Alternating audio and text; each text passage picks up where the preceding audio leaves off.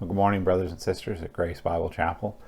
This morning, we're gonna take a different track than we have over the last few weeks. We're gonna go back into the Old Testament, and we're gonna look at the first chapter of the book of Joshua. And I want to really concentrate on what the Lord had to say to Joshua as the mantle of leadership is passed from Moses, who's passed away just before they are entering the Promised Land, to Joshua.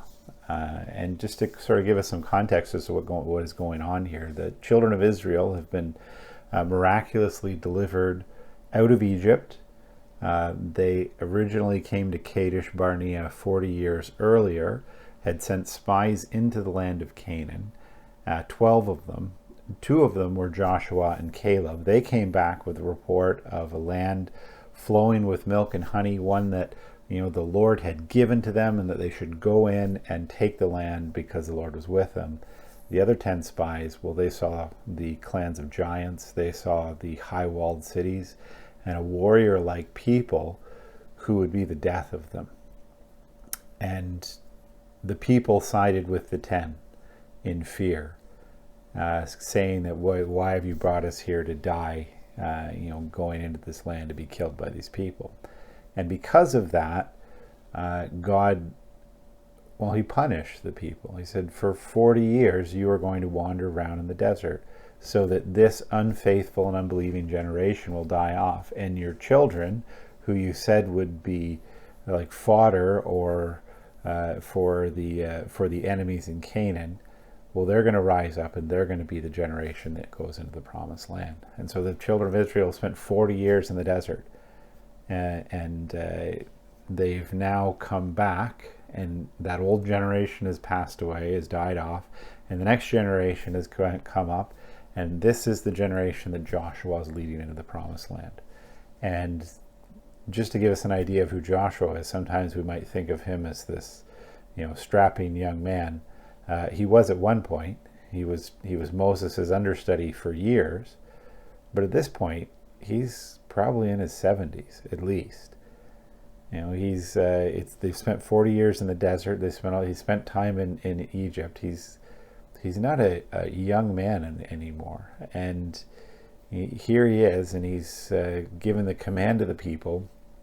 And this is a conquest that he is being asked to do by God. Again, and this Canaanites haven't changed. They still have large cities with thick walls. They still have, warrior-like people and clans of giants, and this is still a terrifying, for many practical purposes, this is a terrifying endeavor that the people are being asked to do.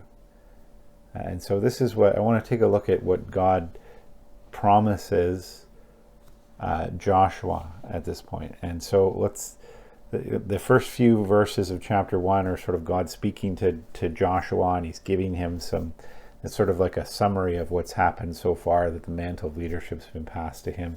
And this is what he says in verse 5. No man shall be able to stand before you all the days of your life. Again, this is God speaking to Joshua. Just as I was with Moses, so I will be with you. I will not leave you or forsake you. Does that sound familiar? And we say that a lot. This is where this comes from. This is the promise of God to Joshua. And then he says in verse 6, be strong and courageous, for you shall cause this people to inherit the land that I swore to their fathers to give to them. Only be strong and very courageous. And we'll just stop there for this morning. And I want to sit on that phrase, be strong and courageous. Be strong and very courageous. And what's the reason for it? Not because Joshua is a valiant warrior, although in many ways he is. He has already fought in battles against the kings on the other side of the Jordan River. And they've won those victories, and the Lord has given them those victories. Is it because the nation of Israel is this warrior-like people? Well, no, not really. That's not it.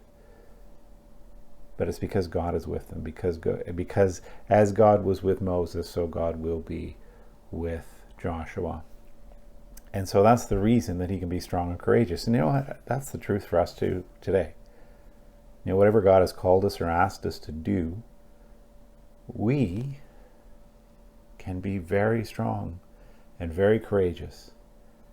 Not because we're spectacular, capable people. Well, some of us may be. But that's not really what strength is. It's because God is with us.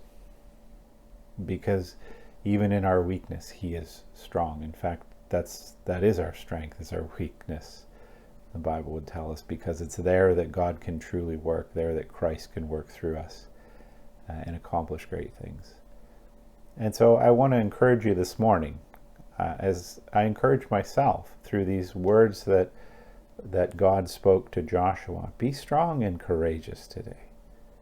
Face life knowing that the God of the universe, the maker of all things, the one who loves you and died for you and defeated death for you, is with you. And so you can be strong and courageous. God bless, and have a good day.